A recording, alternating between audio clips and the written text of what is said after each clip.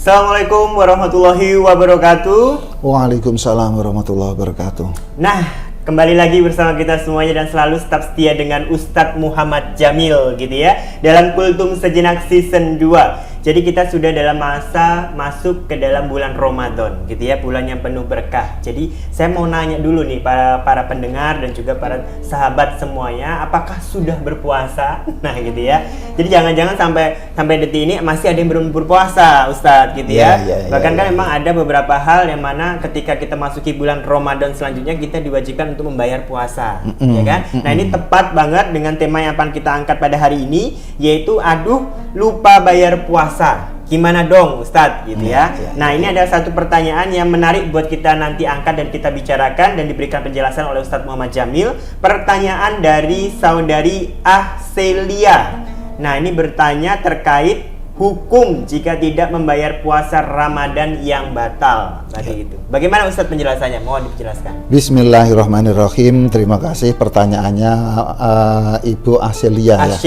Ahselia ya. Bahwasanya bagaimana hukumnya jika kita ini punya utang puasa tetapi sampai dengan bulan Ramadan belum terbayar. Ya. Allah Subhanahu wa Ta'ala mewajibkan kepada kita berpuasa, sekali lagi bukan untuk membebani, bukan untuk membelenggu umat Islam, tetapi Allah ingin membuka jalan bagi umat Islam untuk memperoleh keberkahannya.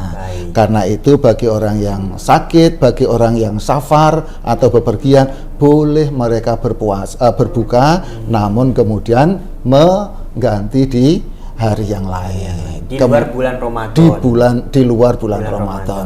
Wa may yutiku, ya, barang siapa yang berat untuk melakukan ibadah puasa, maka kemudian Allah pun juga memberikan rukhsah atau keringanan, yaitu boleh mereka membayar fidyah kepada orang yang miskin. Nah, berarti apa? Orang yang diperintahkan oleh Allah atau orang yang jatuh memiliki hutang bagi puasa adalah mereka yang sakit atau bepergian, musafir. Nah, ketika kemudian utang itu belum dibayar, yang namanya utang ya tetap utang, kan begitu. Betul. Cuma ada hadis yang cukup menggelitik buat saya terutama, dan mudah-mudahan bagi netizen yang lain juga sama ya, bahwasanya seseorang yang mati syahid pun ketika dia masih membawa utang, maka dia terhalang untuk masuk surga. Itu utang bagi manusia kepada manusia yang lain. Lah bagaimana kalau kemudian kita punya utang kepada Allah, karena pencipta kita yang memiliki surga, yang memiliki neraka. Orang yang punya utang kepada manusia saja terhalang untuk masuk surga, apalagi punya utang kepada pemilik surga. Ini berat. Oleh karena itu, sebagai wujud cinta kita kepada Allah, cinta itu identik dengan kualitas iman seseorang.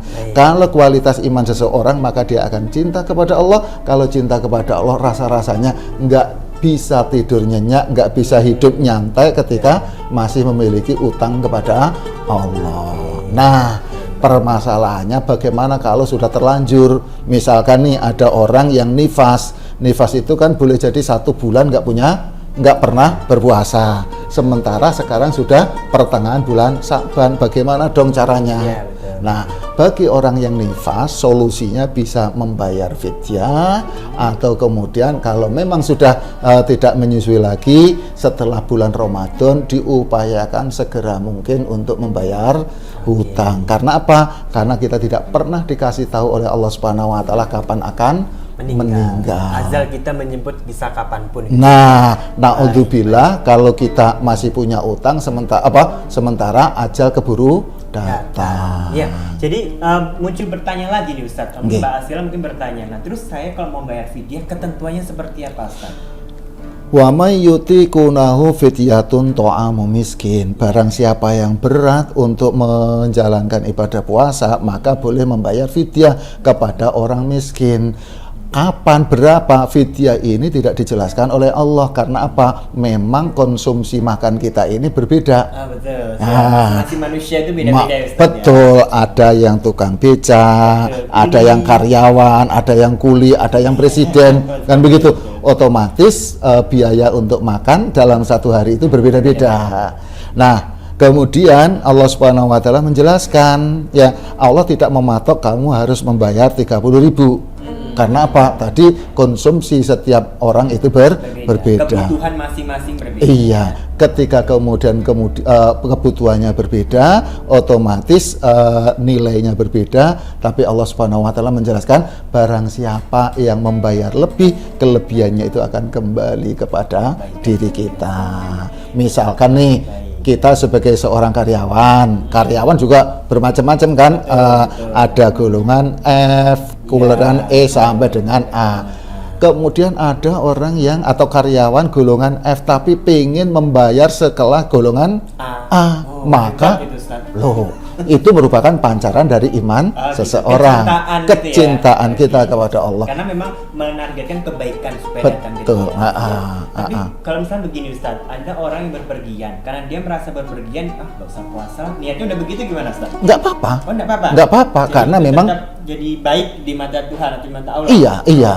Tetapi di ayat itu dijelaskan, ya, ketika Allah Subhanahu wa taala memberikan keringanan bagi orang yang bepergian atau berpuasa, ayat itu ditutup dengan wa antasumu khairul lakum in kuntum ta'lamun. Namun berpuasa itu lebih baik bagi kamu jika kamu mengetahui. Indah sekali narasi di dalam Al-Qur'an. Alhamdulillah. Itu jawaban ya Mbak Asila dari Pak Ustadz Muhammad Jamil. Mudah-mudahan bisa memberikan penjelasan kepada Mbak Asila. Amin. Dan juga kepada pendengar semuanya yang menonton episode kali ini gitu ya. Mudah-mudahan bisa bermanfaat karena memang ini merupakan salah satu hal yang memang harus menjadi perhatian kita bersama.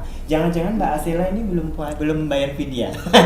Kita Jadi nggak boleh begitu. suudzon. Oh begitu, siap. Ampura Pak Ustadz gitu. Iya. Betul banget.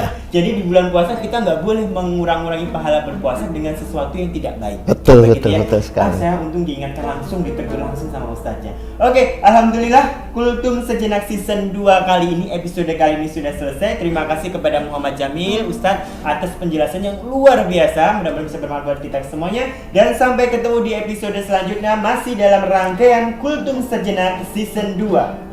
Wassalamualaikum warahmatullahi wabarakatuh. Waalaikumsalam warahmatullahi wabarakatuh.